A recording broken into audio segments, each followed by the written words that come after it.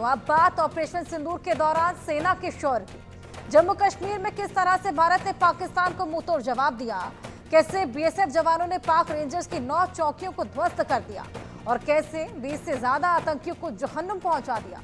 सहयोगी अजय जांड्याल की आपको एक एक्सक्लूसिव रिपोर्ट दिखाते हैं।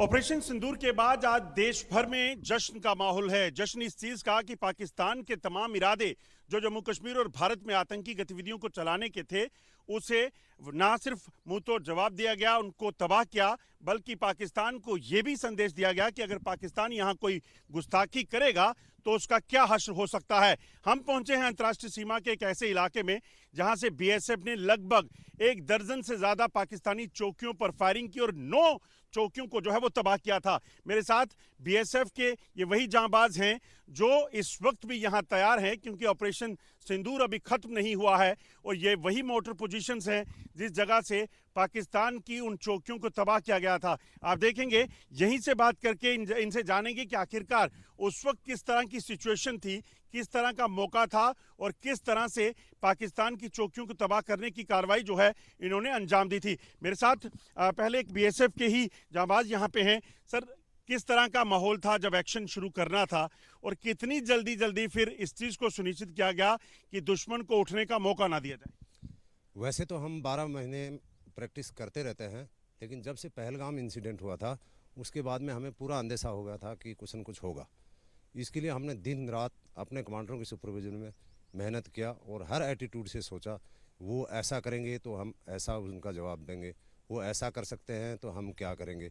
इस तरह का सभी ने हमने प्लान बनाया और 7, 8, 9 की रात को जब हमारे को फायर के लिए आदेश मिला, हमने पूरा डाटा अप्लाई किया और करेक्ट टारगेट पे जहां बताया गया था वहां हिट किया और 20 से 30 कैजुअल्टीज हमने उनको कर दी और उनकी पोस्ट छोड़ने पे उनको मजबूर कर दिया। अब ये बताइए, दरअसल ये एक्शन हुआ कैसे था, क्योंकि ये जांबाज मैं देख रहा हूँ इस वक्त भी यहाँ खड़े हैं, क्योंकि ऑपरेशन तो अभी चल रहा है। कितनी जल्दी क्या हुआ, एक बार कमांड देंगे जरा? जी जी, आप देखिए कैसे एक्शन शुरू होता है।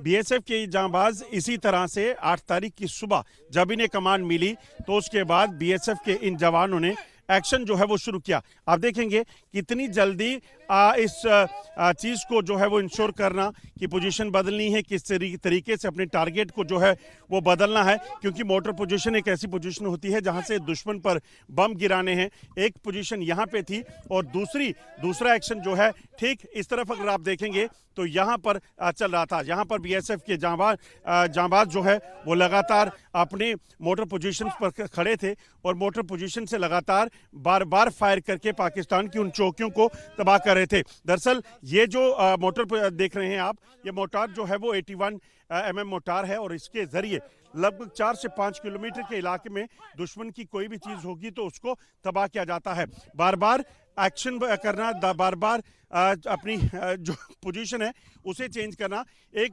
बड़ी चुनौती रहती थी। आप देखेंगे इस जो है टेलीस्कोप के जरिए डिग्रीज को चेक करना, किस लेवल पर, कितनी दूरी पर, कितनी डिग्री पर जो है फायर करना है, इस चीज को देखा जाता था। मेरे साथ इस वक्त बीएसएफ के यही जांबाज है जिन्होंने ये एक्शन किया था, उन्हीं से जानता हूं।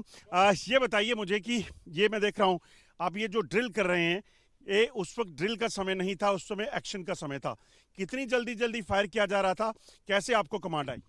सर, जैसे हमारे को टारगेट मिला चंद सेकंडों में हमने मोटर को ले किया और जो हमारे को टारगेट मिला उस पर हमने फायर गिराया और दुश्मन का पूरा जो भी हरकत कर रहे थे नक्सली, उनको बर्बाद किया, ख़त्म किया। जिस तरीके से सरहद पार जो एक्शन होता है, जो आतंकी होते हैं या पाकिस्तान की सेना के जो ठिकाने थे उन पर फायर करना था, उसके बाद पता चला कि कितने तबाह किए हैं आपने?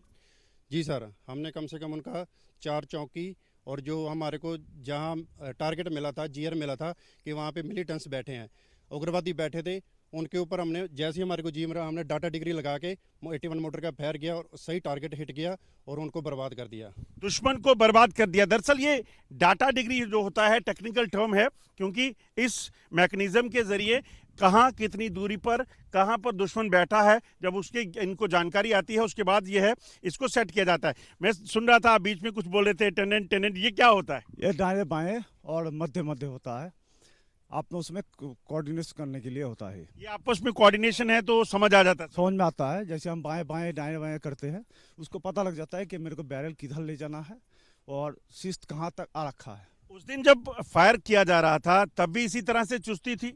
नहीं, तब तो आवाज़ थोड़ा साइलेंट होता है क्योंकि साइलेंट में है, बाकी आप चुस्ती तो थे इसमें। एक्शन जब किया तो कितनी देर में कितने शेल जो है फायर कर दिए? आवाज़ इसका कितनी देर में कितने बम जो है वो फायर कर दिए थे आप? इसका फायर है 12 से 20 राउंड तक है, तेज फायर। तो हमने 1 मिनट में अभी जो नंबर्स है उसी को डिपेंड करता है कितना राउंड फायर कर सकता है। कितने जो है फायर करने हैं, जब हुक्म मिला है कहाँ करना है? मैं कुछ और जवानों से भी बात करूंगा।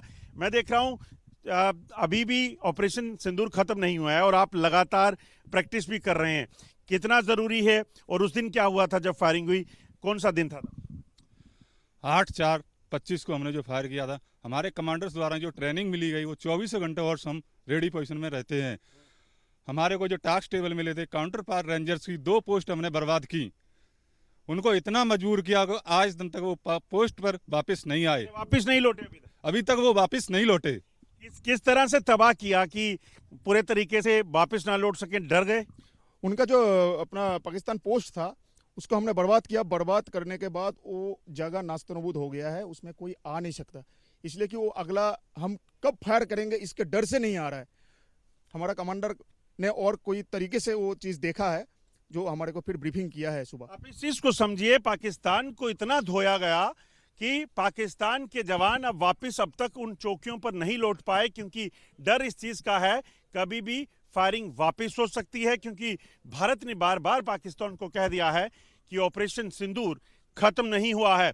अंतर्राष्ट्रीय सीमा के इस इलाके से पाकिस्तान की लगभग 9 चौकियों को ध्वस्त किया गया था, जिसमें इस चीज को सुनिश्चित किया गया कि ये चौकियां अगर इस इलाके में फायर करें तो नुकसान कर सकती हैं। तो बीएसएफ ने प्रीएम्प्ट करते हुए, यानी कि इस चीज को सुनिश्चित करते हुए कि ये लोग जो हैं यहाँ सिविलियंस को टारगेट करें, बीएसएफ को टारगेट करें, उससे पहले उनको ध्वस्त करना बेहद जरूरी था और वही हुआ। उसके बाद से आज तक उन चौकियों पर पाकिस्तान का झंडा तक नहीं लग पाया है, वो भी आपको दिखाएंगे।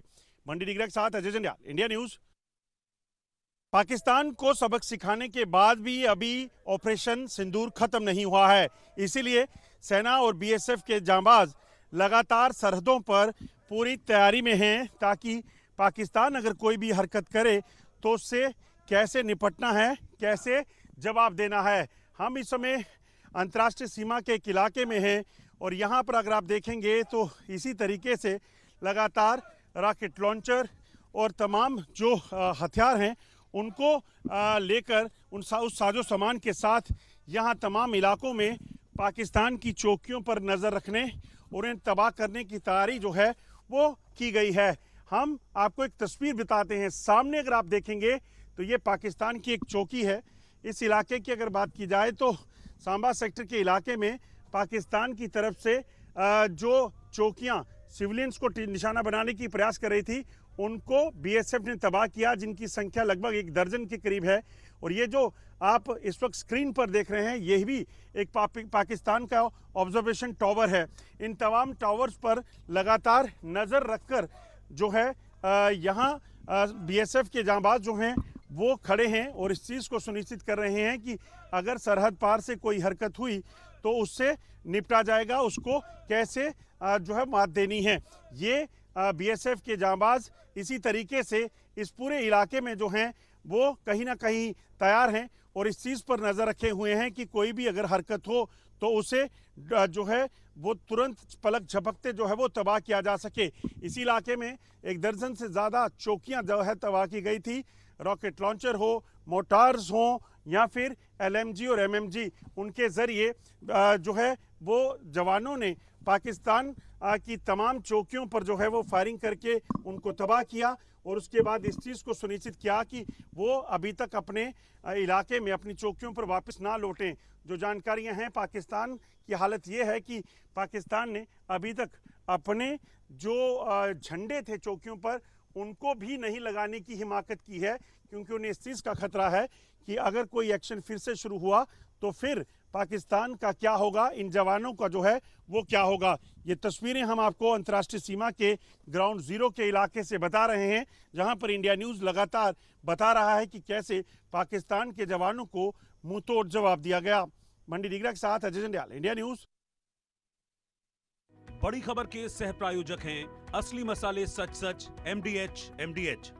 बड़ी खबर के सह पक्के हों और हौसले बुलंद हो तो कोई भी ताकत नहीं रोक सकती है BSF के जांबाजों को जो पाकिस्तान पर कार्रवाई जो है वो रुक सके। जी हां, आपको बता दूं कि पाकिस्तान की कोशिश थी कि सांबा सेक्टर के इलाकों में मासूम लोगों को निशाना बनाता, मगर BSF के इन जाबाजों ने, इन रनबाकरों ने इस चीज़ को सुनिश्चित किया कि किसी भी तरीके से पाकिस्तान की ये चौकियां जो आप सामने टीवी पे देख रहे हैं, इनको पूरे तरीके से ध्वस्त किया जा सके। आप देखेंगे ये पाकिस्तान की एक चौकी है, पोस्ट है, और इस पर लगा पाकिस्तान का झंडा जो है इस वक्त लड़खड़ा रहा है, क्योंकि जब यहाँ फायरिंग की गई, इसको निशाना बनाया गया, तो झंडा भी एक तरफ से कट चुका है और इसे ठीक करने की भी हिम्मत पाकिस्तान के इन रेंजरों में और सैनिकों में नहीं है।